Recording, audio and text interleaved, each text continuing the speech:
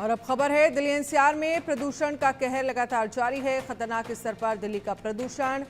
आनंद विहार में air quality index पहुंचा है 675, आईटीआई शाहदरा में 536 पहुंचा है एयर क्वालिटी इंडेक्स। गाजियाबाद दोनी में 302 एयर क्वालिटी इंडेक्स है। कई इलाकों में एयर क्वालिटी इंडेक्स अभी भी 400 के पार है। तो लगातार दिल्ली में प्रदूषण का स्तर बढ़ रहा है और ये सरकार के लिए एक बड़ी चुनौती है। कई इलाकों में एयर क्वालिटी इंडेक्स अभी भी 400 के पार है। आनंद विहार में 675 air quality index, ITI Shahdara में 536 एयर क्वालिटी इंडेक्स दर्ज किया गया है।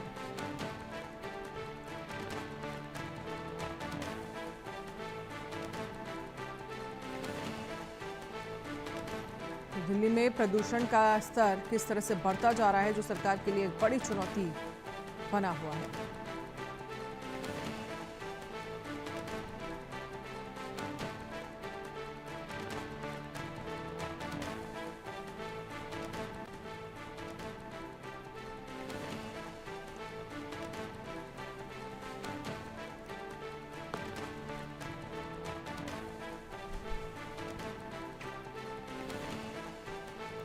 कई इलाकों में एयर क्वालिटी इंडेक्स अभी भी 400 के पार है। लगभग हर साल इसी तरह के हालात ठंड में होते हैं दिल्ली में, और अब ग्रैप 3 भी लागू कर दिया गया है। कड़ाई से पालन भी कराया जा रहा है, लेकिन क्या पराली जलाने के मामले जो हैं वो बंद होने का नाम ले रहे हैं। और सबसे बड़ी चुनौती इस वक्त यही है क्योंकि हरियाणा में पराली जलाई जा रही है और ऐसे में उसका सीधा असर जो है वो दिल्ली के तमाम इलाकों में पड़ रहा है। आईटीआई शाहदरा में 536 air quality index, Ghaziabad Loni में 302 एयर क्वालिटी इंडेक्स। कई इलाकों में एयर क्वालिटी इंडेक्स अभी भी 400 के पार दर्ज किया गया है। दिल्ली एनसीआर में प्रदूषण का कहर लगातार जारी है। खतरनाक स्तर पर दिल्ली का प्रदूषण पहुंचा।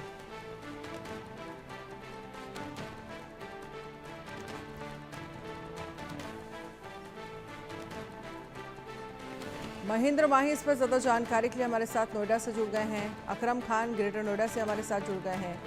गोहित कौशिक गुरुग्राम से हमारे साथ जुड़ गए हैं। आरजू सेठ दिल्ली से हमारे साथ जुड़ गए हैं। सबसे पहले आरजू मैं आपके पास आना चाहूंगी और जरा दिल्ली की तस्वीर, दिल्ली में प्रदूषण का स्तर इस वक्त क्या दर्ज किया गया है ये आपसे समझना चाहेंगे। ग्रैप 3 लागू हो चुका है, लेकिन अभी भी स्थितियां जो है वो चुनौतीपूर्ण बनी हुई है सरकार के सामने। जी बिल्कुल, देखिए हर साल की तरह इस साल भी कुछ उसी तरीके की तस्वीरें जो है वो देखने को मिल रही है। क्योंकि अगर बात करें तो AQI 400 के ऊपर दर्ज किया जा रहा है और लगातार ये तीसरा या चौथा दिन होगा जब AQI जो है वो 450 के करीब है। कई जगहों पर आनंद विहार की बात करें तो वहां पर AQI 450 के करीब है, और भी कई ऐसी जगहें हैं जहांगीरपुरी जहां पर हमेशा ही AQI जो है वो काफी ज्यादा रहता है क्योंकि कंजेस्टेड एरियाज है और वहां पे वेहिकुलर मूवमेंट जो है वो काफी ज्यादा रहता है। अभी की भी अगर आपको तस्वीरें दिखाएं तो देखिए किस तरीके से जो धुंध है वो यहाँ पर साफ तौर पर देखी जा रही है। काफी ज्यादा धुंध जो है वो आज भी देखने को मिल रही है। स्मॉग जो है, जो कि मिश्रण होता है फॉग और पॉल्यूशन का, वो देखने को मिल रहा है। और तस्वीर हर जगह की लगभग सेम निकल के आ रही है क्योंकि कई इलाके हैं दिल्ली के जहां पर इसी तरीके का जो स्मॉग है वो देखने को मिल रहा है। और लगातार इसी तरीके की तस्वीरें पिछले कुछ दिनों से बनी हुई हैं क्योंकि लगातार अगर बात करें तो प्रदूषण का स्तर बढ़ रहा है, जिसको देखते हुए ग्रैप स्टेज 3 जो है वो भी दिल्ली में लागू की गई और उसको लेकर भी कोशिश की जा रही है। सरकार की तरफ से टीमें जो है वो भी जमीनी स्तर पर उतारी जा रही हैं, लेकिन उसके बावजूद भी अगर बात करें तो तमाम ऐसी चीजें हैं जो ग्रैप 3 के अंदर नहीं होनी चाहिए मगर फिर भी हो रही है। जैसे कि अगर बात करें तो कंस्ट्रक्शन वर्क जो है वो पूरी तरीके से बंद हो जाता है, लेकिन उसके बावजूद भी जब हम ग्राउंड पर मौजूद हैं, हमने कई जगहों पर देखा तो अभी भी कहीं ना कहीं कंस्ट्रक्शन वर्क जो है वो चल रहा है। वहीं तमाम ऐसी चीजें लेकिन फिर आरजू सवाल ये है कि जो तमाम चीजें जिसमें ग्रैप 3 में कंस्ट्रक्शन वर्क जो है, कंस्ट्रक्शन पर रोक लगी हुई है, लेकिन अगर चल रहा है अभी भी कंस्ट्रक्शन, तो क्या ग्रैप 3 का कड़ाई से पालन नहीं हो रहा है? और अगर ऐसा नहीं होगा तो फिर स्थितियां और ज्यादा भयावह होंगी आगे चल के। जी बिल्कुल, यही सवाल है कि अगर इस तरीके से पालन कड़ाके से नहीं होता है तो आने वाले समय में जो तस्वीर है वो और घातक हमें देखने को मिलेगी, क्योंकि लगातार हम देख भी रहे हैं कि हालात किस तरीके से बिगड़ रहे हैं और यही हर साल होता है। जैसे ही सर्दियां बढ़ती हैं, क्योंकि टेम्परेचर जो है वो नीचे जाता है और विंड स्पीड जो है वो और कम हो जाती है, और इसी के साथ ही हम देखते हैं कि जो डस्ट पार्टिकल्स है या फिर जो PM 2.5 है वो सेटल रहते हैं और वो हवा में मिश्रण नहीं होता है उनका, जिसकी वजह से हम लगातार देखते हैं कि प्रदूषण जो है वो बढ़ता जाता है, और वही तस्वीर जो है वो इस बार भी देखने को मिल रही है। लेकिन लगातार जो प्लान बनाए जाते हैं, अगर वो प्लान एग्जीक्यूट नहीं होंगे तो तस्वीर उसी तरीके की नजर आएगी, क्योंकि कुछ भी सुधार देखने को मिलेगा ही नहीं जब प्लान सिर्फ कागजों पे बनेंगे लेकिन एग्जीक्यूट नहीं होंगे। तो यही देखने की बात है, लगातार सरकार कोशिश कर रही है, लेकिन उसके बावजूद भी देखिए एक ग्रीन ऐप जो है दिल्ली का वो भी बनाया गया है कि अगर आपको लगता है कि कोई सरकारी ऑफिसर आपकी बात नहीं सुन रहा है या फिर उस तरीके से काम नहीं कर रहा है, आप उसके जरिए कंप्लेन जो है आरजू आपके पास आएंगे। हमारे साथ ग्रेट नोएडा से महेंद्र माही भी जुड़े हुए हैं। महेंद्र माही, आपके पास क्या जानकारी है? नोएडा में क्या स्थितियां हैं? दिल्ली NCR के आसपास भी उसी तरह का के हालात बने हुए हैं?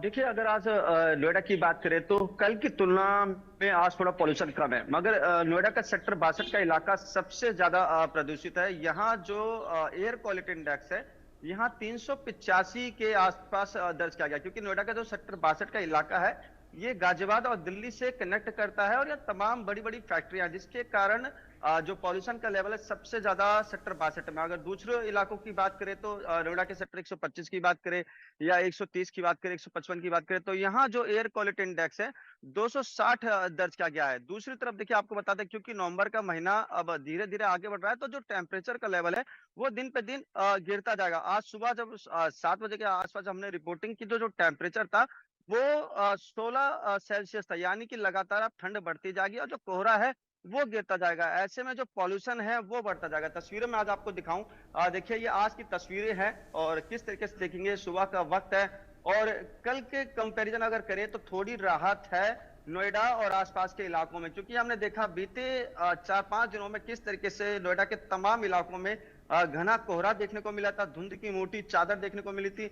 लोग अगर घर से बाहर निकल रहे थे तो उनकी आंखों में जलन की समस्या हो रही थी। वहीं जिस तरीके से पूरे दिल्ली NCR में ग्रैब 3 लागू कर दिया गया और जो उसकी पाबंदियां हैं, कहीं ना कहीं वो वहां सरकार और तमाम जो प्राधिकरण है वो नाकाम साबित हो रही है। नोएडा और आसपास के तमाम इलाकों में खुले में कंस्ट्रक्शन अभी भी किया जा रहा है, क्योंकि शादी का सीजन है, तो ऐसे में जो आतिशबाजी होती है वो भी जमकर हो रही है। तो ऐसे में आप कह सकते हैं कि पूरा नवंबर का महीना दिल्ली NCR के लोगों के लिए काफी घातक होने वाला है। और डॉक्टर ने भी साफ तौर पर कह दिया कि देखिए कि अगर आप घर से बाहर निकले तो मास्क जरूर लगाए अपने चेहरे पे, क्योंकि अगर मास्क नहीं लगाएंगे तो कहीं ना कहीं आप बीमार पड़ सकते हैं। क्योंकि आप खुद सोचिए कि अगर दिल्ली NCR की जो आबो हवा है अगर 400 के पार पहुंच जाए, हमें लगा था कि नवंबर के महीने में शायद से पॉल्यूशन कम होगा, मगर जिस तरीके से अचानक जो एयर क्वालिटी इंडेक्स, चाहे नोएडा की बात करें पूरे NCR की बात करें, 450 के पार पहुंच गया था। हर कोई हैरान हो गया था और ऐसे में ग्रैब 3 लगाना पड़ा, मगर उसके बावजूद भी जो पाबंदियां हैं वो कहीं नहीं दिखाई देती। आज भी नोएडा की सड़कों पर आपको जो धूल मिट्टी है वो उड़ते दिखाई देंगे। प्राधिकरण ये कहता है कि जो वाटर स्प्रिंकल मशीन है वो सड़कों पर नजर आएंगे, पेड़ पौधों पे पानी का छिड़काव किया जाएगा, एंटी स्मोक गन लगाए जाएंगे। तमाम तरह के जो वादे हैं ये प्रशासन द्वारा किए गए थे, केवल कागजों पे किए गए थे, हकीकत पे धरातल पे कुछ नजर नहीं आता। और ये बात अब की नहीं है, ये हर साल की ये बात है कि दिल्ली NCR के जो लोग हैं जहरीली हवा लेने को मजबूर होते हैं। वहीं जिस तरीके से दिल्ली में हमने देखा कि जो कक्षा 5वीं तक के सभी स्कूलों को ऑनलाइन कर दिया गया, ऐसे में अब नोएडा के जो TM है मनीष कुमार वर्मा, वो भी तमाम स्कूलों और जो यहाँ के BSA हैं उनसे बात कर रहे हैं और जल्द यहाँ भी जो ऑनलाइन क्लासेस शुरू कर दी जाएगी, क्योंकि नोएडा के कुछ ऐसे इलाके हैं जहाँ जो पॉल्यूशन का लेवल है 450 तक पहुंच जाता है। क्योंकि देखिए रविवार का दिन है, तो ऐसे में कहीं ना कहीं जो वाहनों की संख्या है वो सड़कों पे थोड़ी कम होगी, जिसके कारण आज पॉल्यूशन है कम। मगर जैसे ही सोमवार का दिन आएगा, कल आएगा, और जो तमाम जो फैक्ट्रियां बंद होती हैं या जो सड़कों पर वाहन नहीं होते वो जब चलेंगे, तो जो पॉल्यूशन का लेवल है वो 450 के पार पहुंच जाएगा। तो ऐसे में दम घोटू हवा जो लोग लेने को मजबूर हो जाते हैं। डॉक्टर का भी साफ, चलिए आपके पास आऊंगी महेंद्र आपके पास आऊंगी। हमारे साथ अकरम खान भी ग्रेटर नोएडा से बने हुए हैं। अकरम, ग्रेटर नोएडा में इस वक्त क्या स्थितियां हैं? वहां पर एयर क्वालिटी इंडेक्स क्या कुछ है?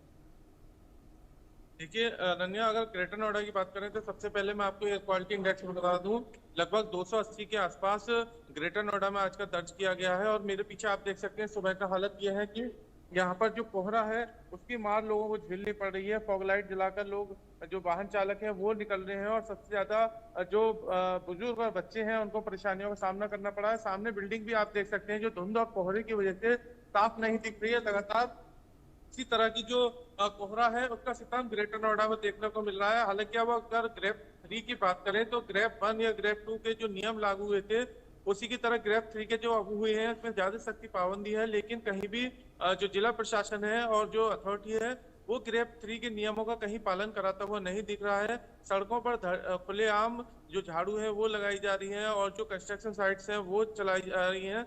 तो कहीं ना कहीं सिर्फ बस कागजों पर या लोगों का मन बहलाने के लिए ये मुझे लगता है कि इस तरह के जो आदेश हैं वो लागू किए जा रहे हैं, क्योंकि कहीं से भी कोई प्रेस रिलीज या कोई प्रदूषण विभाग या जिला प्रशासन की तरफ से कहीं से भी ये नहीं बताया गया है कि ग्रेप 3 के नियम लागू होने के बाद उन्होंने क्या कार्रवाई की है, रोडों पे क्या सख्ती की गई है और क्या जुर्माना लगाया गया। तो ये सब सवाल उठता है प्रशासन की मंशा पर भी कि क्या सिर्फ कागजों पे ग्रेप 3 के नियम लागू करने से लोगों को राहत मिलेगी। इसके अलावा अगर देखिए PM 2.5 की बात की जाए तो PM 10 से अधिक दर्ज किया गया है। इसके साथ ही जो टेम्परेचर है वो 3 से 4 डिग्री सेल्सियस कम दर्ज किया गया है। जैसे जैसे टेम्परेचर डाउन होता जाएगा तो जो ये धुंध है और जो हवा में धूल के कण है वो तेजी से फैलेंगे, जिससे कि लोगों को भारी परेशानी का सामना करना पड़ेगा। हालांकि आज रविवार है इसलिए थोड़ी सी राहत कही जा सकती है, क्योंकि जिस तरह से दिल्ली NCR में ये एयर क्वालिटी इंडेक्स की हवा बेहद गंभीर श्रेणी में पहुंची थी उसको देखते हुए, लेकिन अभी जैसे ही सोमवार को कल स्कूल या तमाम ऑफिस शुरू होंगे तो जो ग्रेटर नोएडा है वहाँ कहीं ना कहीं दबाव रहेगा। और सबसे ज्यादा जो प्रदूषित एरिया हो जाता है वो परी चौक के आसपास वाला इलाका होता है, क्योंकि यहाँ पर तमाम तरह कनेक्ट हाईवे कनेक्ट है और शिक्षण संस्थान भी है। इसके अलावा देखिए चूंकि दिल्ली NCR दिल्ली में 5वीं क्लास तक के बच्चों की छुट्टियां ऑनलाइन कर दी गई हैं, 5वीं क्लास तक ऑनलाइन चलेगी। इसमें अब क्योंकि दिल्ली से सटा हुआ चलिए ग्रेटर नोएडा भी ठीक है। तो इसको देखते हुए अकरम जिला आपके पास प्रशासन का आएंगे। निर्णय गोहित लेकर कौशिक कल गुरुग्राम होगा। से हमारे साथ लाइव बने हुए हैं। गोहित, आपके पास क्या जानकारी है? क्योंकि देखिए जिस तरह के हालात हरियाणा में है वहाँ पर पराली जलाने के मामले अभी भी सामने आ रहे हैं, तो ऐसे में गुरुग्राम में अभी क्या स्थिति है एयर क्वालिटी इंडेक्स को लेकर? जी बिल्कुल, अगर गुरुग्राम की बात करें तो गुरुग्राम इस वक्त गैस चैम्बर में तब्दील हो चुका है। गुरुग्राम में जो AQI लेवल है वो 400 के आंकड़े को पार कर चुका है और लगातार ये आंकड़ा धीरे धीरे करके बढ़ता ही जा रहा है। गुरुग्राम एक ऐसा शहर माना जाता है जो दिल्ली से सटा हुआ है और हरियाणा की आर्थिक राजधानी गुरुग्राम को कहा जाता है, लेकिन जिस तरीके के हालात अभी गुरुग्राम में है तो वो साफ तौर से दर्शा रहा है कि जो प्रशासन है वो कहीं ना कहीं प्रदूषण की रोकथाम के लिए फेल होता हुआ नजर आ रहा है। आपको बता दें इस वक्त गुरुग्राम में जो AQI है वो कई इलाकों में 400 के पार पहुंच चुका है। PM 2.5 की बात करें तो वो 300 के आंकड़े को पार कर चुका है और PM जो 10 है वो 450 के आंकड़े को पार कर चुका है। तो ये साफ तौर से दर्शा रहा है कि प्रदूषण का स्तर जो है वो लगातार बढ़ता जा रहा है और बहुत ही ज्यादा खतरनाक श्रेणी में जाता हुआ नजर आ रहा है। हालांकि प्रशासन की तरफ से कई चीजों पर ग्रेप 3 के नियम लागू करने के बाद रोकथाम लगाई गई थी, चाहे वो कंस्ट्रक्शन की बात करें, डेमोलिशन की बात करें, चाहे बात करें BS3 और BS4 व्हीकल्स की, पेट्रोल और डीजल से चलने वाले वाहनों की बात करें, चाहे खनन की बात करें, और लोगों के लिए भी निर्देश जारी किए गए थे, क्योंकि लगातार बढ़ता प्रदूषण लोगों की सेहत पर कहीं ना कहीं असर डालता हुआ नजर आ रहा है। और जो सिविल हॉस्पिटल है उसमें मरीजों की संख्या लगातार गुरुग्राम में बढ़ती हुई नजर आ रही है। तो लोगों से भी यही अपील की जा रही है कि वो जरूरी हो तो ही घर से बाहर निकले, मास्क का इस्तेमाल जरूर करें, क्योंकि लोगों को सांस लेने में दिक्कतों का सामना करना पड़ रहा है, आंखों में जलन और कई ऐसी चीजें हैं जिसकी वजह से लोग परेशान होते हुए नजर आ रहे हैं। गुरुग्राम में जो प्रदूषण का मुख्य कारण है वो 3 चीजों को माना जाता है, जहाँ की इंडस्ट्रीज। ठीक है, बहुत बहुत शुक्रिया गोहित तमाम जानकारी के लिए। हमारे साथ महेंद्र माही जुड़े आरजू सेठ, आपका भी शुक्रिया। अकरम आपका भी